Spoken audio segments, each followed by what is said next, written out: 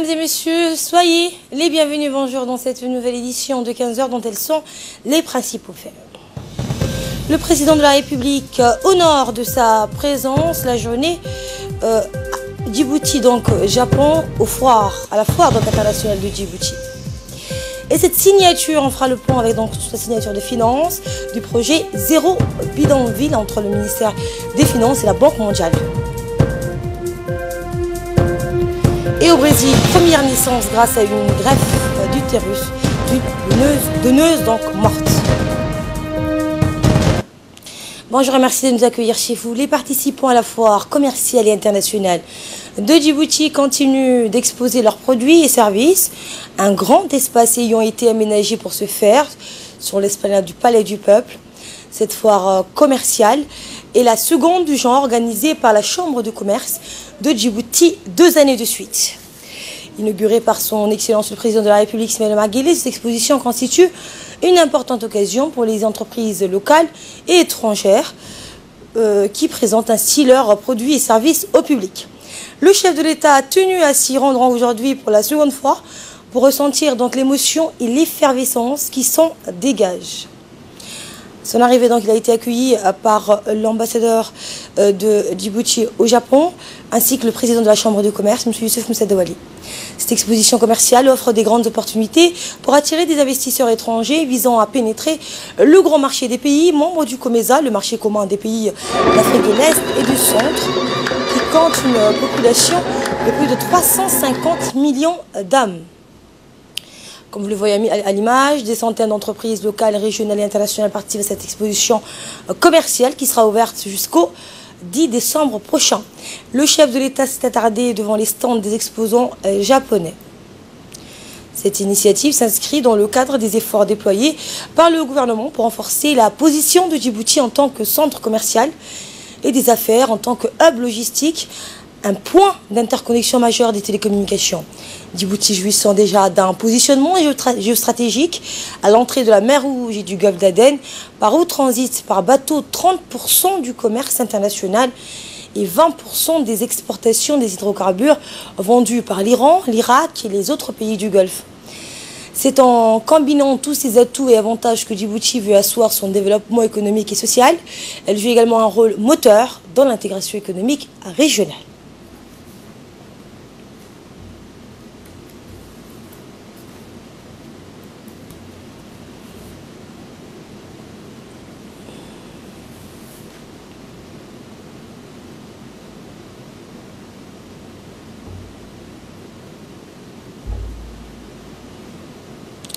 Toujours en guise donc des célébrations des relations d'amitié et de coopération économique, la République de Djibouti entretient avec les pays partenaires. Il a été inclus au programme de la seconde édition de la Foire internationale de Djibouti 2018 des journées pays. Par la suite, donc, le chef de l'État a visité les stands donc, des artistes djiboutiens, organisés en collaboration avec les représentations diplomatiques à Djibouti, des pays avec lesquels nous avons le plus d'interactions. Ces journées sont l'occasion de mettre en relief la diversité des partenaires de notre pays, de par le monde, preuve de la politique économique d'attractivité dans laquelle Djibouti est engagé. Aujourd'hui, donc, cette journée pays a coïncidé avec les 40 ans de coopération forte entre la République de Djibouti et le Japon.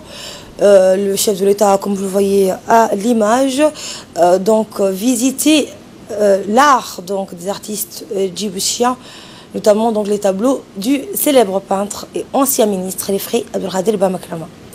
De nombreux opérateurs économiques djiboutiens et japonais donc présents à cet événement ont pu assister à une exposition des photos, des opérations d'appui dans lesquelles le Japon est engagé à travers la GK, mais aussi des habits traditionnels japonais ou encore des objets pour la cérémonie du thé notamment.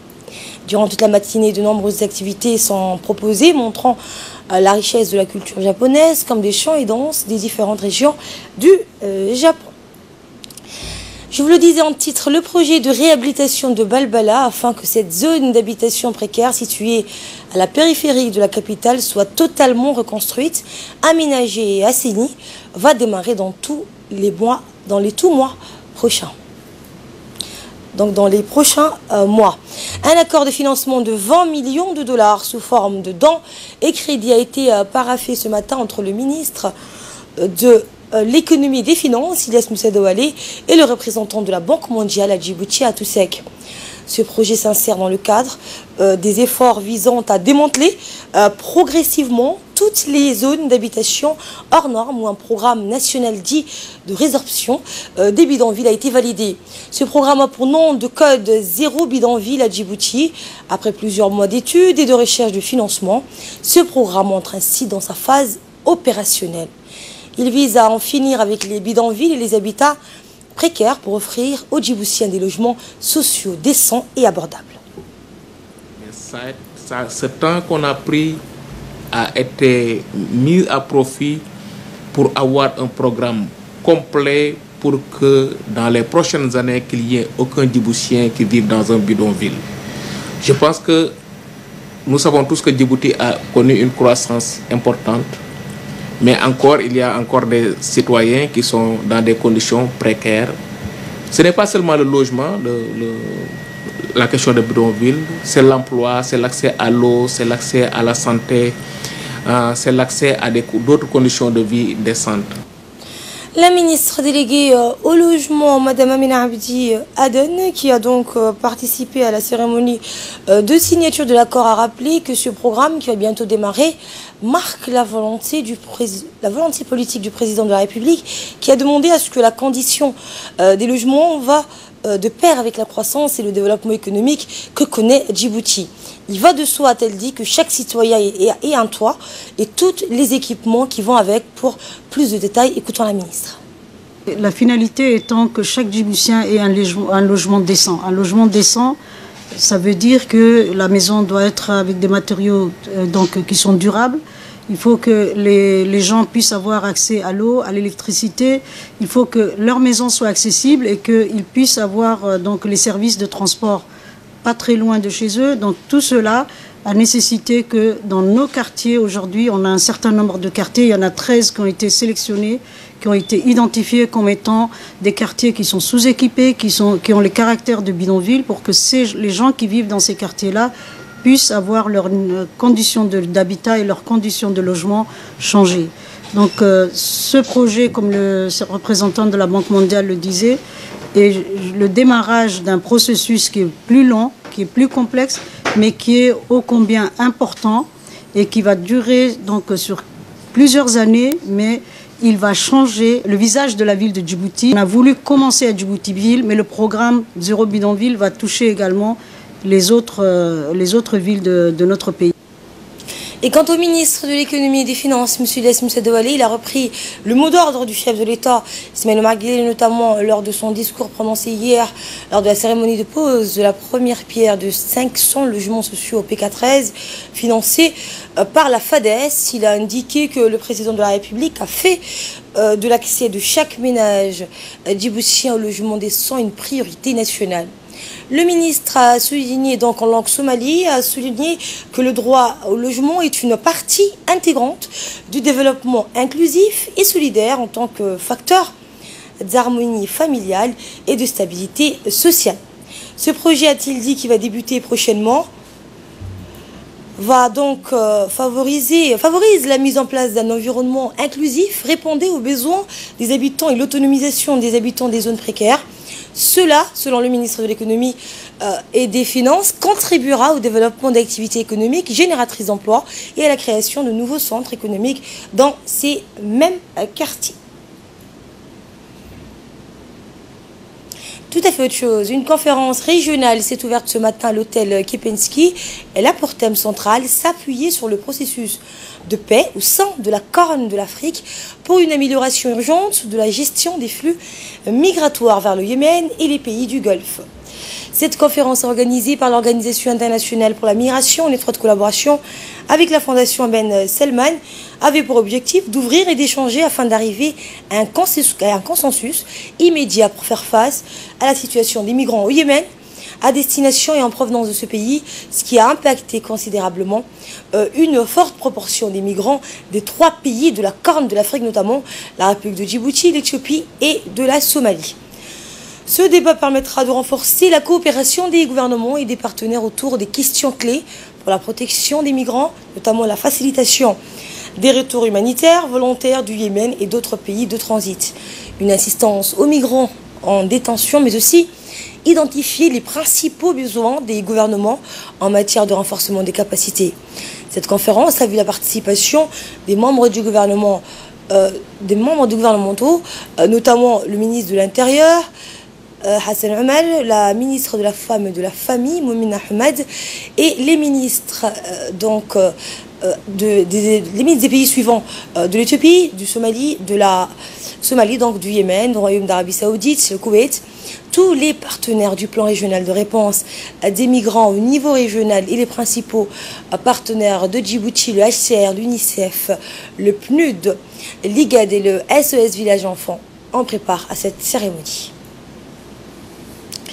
Écoutons les propos de Madame la ministre de la Femme et de la Famille, Madame Moumina Ahmed Hassan.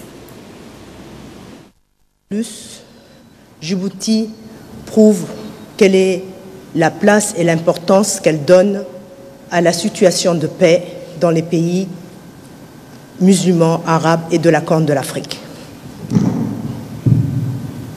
Le phénomène de la migration que nous traitons aujourd'hui dans cette salle n'est pas un phénomène nouveau. Depuis que l'homme existe, la migration a toujours existé.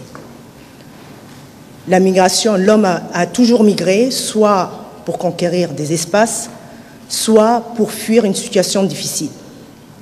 Et dans les deux cas de figure, ce phénomène n'était pas aussi pesant, aussi important que nous le ressentons aujourd'hui.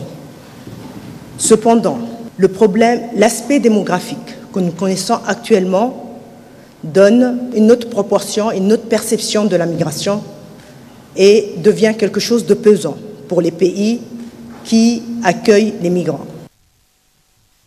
Et avant de vous faire donc écouter les propos tenus par le ministre de l'Intérieur, nous étions à cette conférence régionale qui s'est ouverte ce matin à l'hôtel Kipensky, qui avait pour thème s'appuyer sur les processus de paix au sein de la Corne de l'Afrique pour une amélioration urgente de la gestion des flux migratoires vers le Yémen et les pays du Golfe.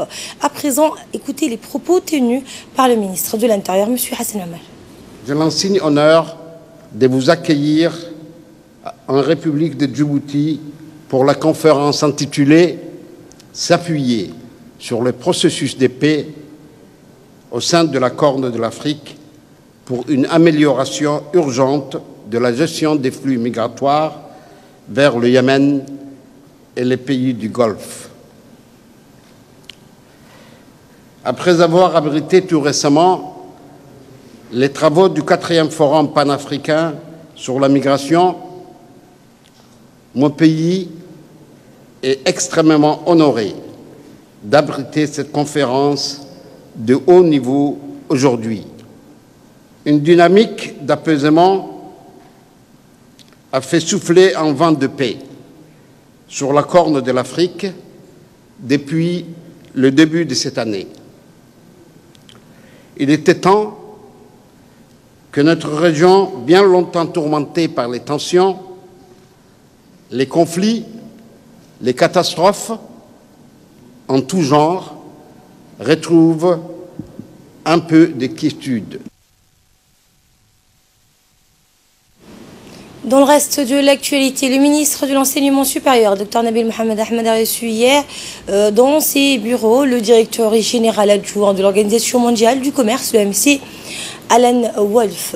Les discussions ont porté sur les moyens de renforcer et de développer la coopération commerciale entre la République de Djibouti, cette organisation, et tout en mettant en place le commerce électronique qui a vu ces dernières années une évolution rapide. Il était également l'occasion de faire le point sur la nécessité de réaliser des programmes sur le commerce et voir comment les étudiants djiboutiens peuvent profiter de ces programmes. Dans une interview accordée à notre équipe sur place, M. Alan Wolf, le directeur général adjoint de l'Organisation mondiale du commerce, a mentionné la position cruciale que possède ce pays de la Corne d'Afrique et l'importance de la participation des jeunes djiboutiens dans le commerce par l'utilisation des outils électroniques et informatiques. Dans une intervention, le ministre de l'Enseignement supérieur a affirmé que l'arrivée de M. Alan Wolf, le directeur général adjoint de l'Organisation mondiale du commerce, permet aux étudiants djiboutiens de mieux connaître l'Organisation mondiale du commerce. Nous l'écoutons. Le directeur adjoint de l'Organisation mondiale pour le commerce nous a fait l'honneur ce matin, avec notre ambassadrice, de venir au ministère de l'Enseignement supérieur pour étudier les voies et moyens de renforcer les capacités de nos étudiants djiboutiens dans ce domaine. Nous avons évoqué un certain nombre de projets, et notamment tout ce qui est en relation avec le e-commerce, les e-assurances, tous ces aspects du numérique qui sont en train d'envahir notre quotidien, mais également de réfléchir un peu sur comment développer à Djibouti le secteur de droit des affaires. Et donc, nous avons eu, à travers cet échange, beaucoup d'écoute. Et nous avons également étudié les voies et moyens de renforcer les capacités humaines. C'est dans ce cadre-là également que le directeur adjoint va faire aujourd'hui une conférence devant les étudiants, d'une part pour faire connaître cette organisation qui est peut-être pas très bien connue au niveau de nos étudiants, mais également quelles sont les opportunités qui s'ouvrent pour eux dans l'avenir. Également, le ministre du Travail de l'administration chargé des réformes de l'administration, Hassan Idriss Amrié, a présidé hier la première réunion regroupant les membres de la Commission nationale paritaire des conventions collectives et des salaires. Il s'agit des représentants du ministère du Travail, des représentants des syndicats, du patronat et des employeurs. Objectif, lancer le processus de renégociation des conventions collectives, autrement dit de réviser les accords collectifs afin de renforcer les droits et devoirs des travailleurs. Le second point à l'ordre du jour était la sensibilisation sur l'application de salaire minimum fixé à 35 000 francs qui a été promulgué en juin 2018. Ce dernier point a dominé donc cette première rencontre durant laquelle le ministre du Travail a insisté sur l'implication et la sensibilisation auprès des employeurs. On l'écoute. Bienvenue à tous les membres de la Commission nationale paritaire de conventions collectives et des salaires présents à cette première réunion destinée à lancer le processus de renégociation des conventions collectives. En effet, comme vous le savez, la plupart des accords collectifs sont périmés et les échéances prévues par le Code du travail sont largement dépassées. Il faut que de nouveaux accords collectifs soient négociés dans le meilleur délai. Je demande à ce que les partenaires sociaux mettent en œuvre les exigences posées par la négociation des conventions collectives, qu'ils s'appliquent de façon régulière et soutenue dans les activités de cette commission d'une haute priorité pour le ministère du Travail. J'encourage vivement les partenaires sociaux à œuvrer pour faire évoluer cette couverture conventionnelle. L'autre point à l'ordre du jour est l'application du SMIC, qui est fixé à 35 000 francs par les employeurs de la place. Également dans l'actualité, après un an et demi de travaux, le projet de la construction d'Oumou Selama sur le site de P4S dans la commune de Balbala vient de prendre fin. Cette grande mosquée construite grâce au financement de la première dame et présidente de l'Union nationale des femmes djiboutiennes, Mme Khadra Mohamed Haïd, sera inaugurée demain à l'occasion de la grande prière de vendredi sous les auspices du président de la République et de la première dame. La mosquée Oumou Selama, construite sur une superficie totale de 10 000 mètres carrés, a une capacité d'accueil estimée à plus de 2000 fidèles. Elle comprend une mosquée pour hommes et une autre pour la gente féminine, des toilettes, hommes et femmes, un lieu dédié à l'Irtaf, une bibliothèque, les appartements privés de l'imam et du muaddim, ainsi qu'un parking. La mosquée est entièrement décorée selon un style arabo-musulman, reste un chef-d'œuvre construit par la société Al-Hamdani pour les commerces et les investissements immobiliers.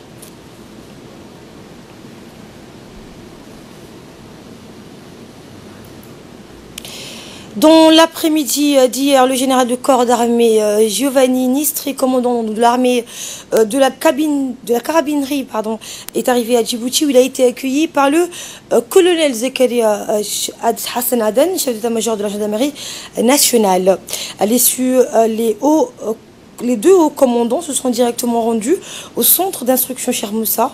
La présence du haut commandant de l'armée de la carabinerie traduit l'excellente coopération qui lie les gendarmeries sœurs.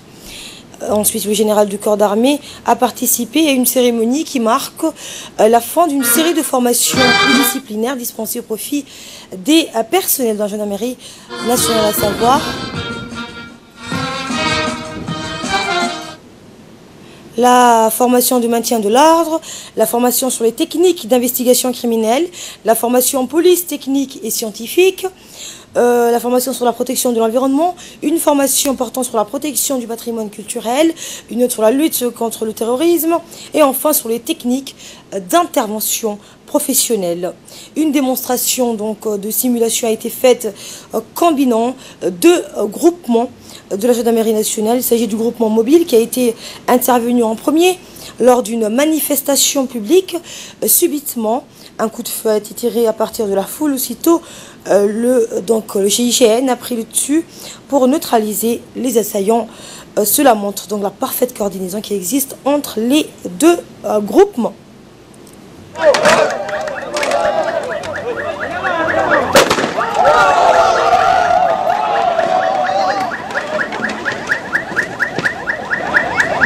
Le domaine que la gendarmerie de Djibouti voudra approfondir et honorer de cette chose. Pour cela, on va s'engager dès le début. Nos deux gendarmeries sœurs puissent poursuivre dans ces collaborations. La collaboration dans le secteur de la formation est toujours bivalable. Si on peut donner des indications pour améliorer certaines procédures, maintenant on profite de votre procédure et de votre savoir-faire pour continuer dans la meilleure des façons.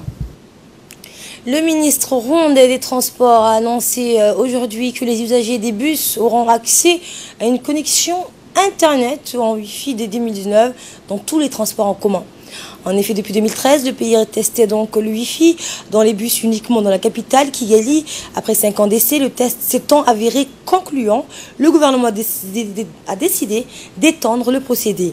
Ainsi, les bus de Kigali offriront une connexion Internet 4G dès le début de l'année prochaine. À l'étranger toujours, la dépouille du 41e président des États-Unis a rejoint Houston et son Texas d'adoption. George Bush père doit être inhumé ce jeudi en privé sur le site de sa bibliothèque présidentielle aux côtés de sa femme Barbara, décédée en avril dernier, et de sa fille Robin, morte jeune d'une leucémie. George Bush père est mort vendredi 30 novembre à l'âge de 94 ans. Il avait dirigé les États-Unis de 1989 à 1993. Et enfin, au Brésil, première naissance grâce à une greffe d'utérus d'une donneuse qui a trouvé la mort. C'est une première mondiale, un bébé conçu grâce à un utérus transplanté chez une femme infertile à partir d'une donneuse morte et née au Brésil. C'est l'hôpital de Sao Paulo qui a conduit la greffe en 2016. La patiente de 32 ans est née sans utérus. Au cours d'une opération qui a duré 10 heures, les médecins lui ont greffé l'utérus d'une femme de 45 ans décédée d'un AVC un peu plus tôt. 5 mois plus tard, la jeune femme est tombée enceinte. Aujourd'hui, la fillette et la maman sont en excellente santé selon l'hôpital de Sao Paulo. Cette technique présente donc plusieurs avantages par rapport à la greffe prélevée sur une personne vivante. Elle coûte moins cher et surtout elle évite les risques pour les donneuses.